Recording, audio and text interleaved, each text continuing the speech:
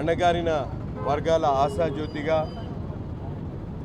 స్వాతంత్ర సమరయోధంలో పూర్తి స్థాయిలో గాంధీజీ గారితో పాటు అడుగులో అడుగు వేసుకుంటూ స్వాతంత్ర సాధనతో పాటు భారతదేశ స్వాతంత్ర అనంతరం అణగారిన వర్గాల అభ్యున్నతి కోసం, వారి హక్కుల కోసం నిరంతరం పోరాడినటువంటి మహనీయుడు బాబు జగజీవన్ రామ్ గారు.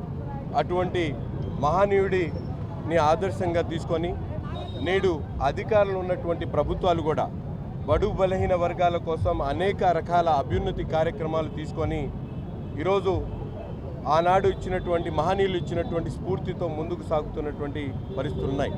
ముఖ్యంగా దళిత వర్గాలకు సంబంధించినటువంటి అనేక విషయాల్లో ఎంతో చొరవతో కేంద్రంలో ఉన్నటువంటి ప్రభుత్వం, రాష్ట్రంలో ఉన్నటువంటి ప్రభుత్వం అణగారినటువంటి వర్గాలను కాపాడుకోవడానికి అనేక చట్టాలను రూపొందించడమే కాకుండా బడ్జెట్లో పెద్ద ఎత్తున కేటాయింపులు చేసి వారిని ఆదుకునేటువంటి క్రమంలో ఈ ప్రభుత్వం ముందుకు సాగుతూ ఉంది. తప్పకుండా ఈరోజు మనందరికీ కూడా తెలుసు, ఎప్పటి నుంచో ఉన్నటువంటి వర్గీకరణ అంశాన్ని ఈరోజు ఎంతో ధైర్యంతో అందరి ఆలోచనలు తీసుకొని సమర్థవంతంగా ఈరోజు ఉన్నటువంటి కేంద్ర రాష్ట్ర ప్రభుత్వాలు దీన్ని ఆచరణలో తీసుకొని రావడం, వర్గీకరణ చేయడం, అంతేకాకుండా పెద్ద ఎత్తున వారందరికీ కూడా ఉద్యోగ అవకాశాలు కల్పించేటువంటి కార్యక్రమంతో పాటు స్వయం ఉపాధి కోసం లక్షల కోట్ల రూపాయల సప్లైన్ నిధుల్ని కేవలం వారి అభ్యున్నతి కోసమే ఖర్చు చేసేటువంటి ప్రణాళికలు సిద్ధం చేసుకునేటువంటి పరిస్థితులు ఉన్నాయి.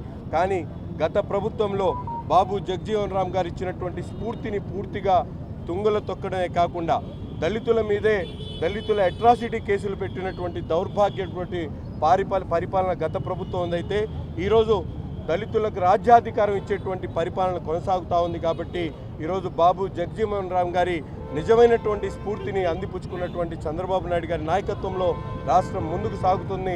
దళితుల అభ్యున్నతి, వాళ్ళ అభివృద్ధికి పూర్తిగా దోహదపడుతుందని చెప్పి ఈ సందర్భంగా తెలియజేస్తా ఉన్నాం. అందరికీ నమస్కారం అండి. ఈరోజు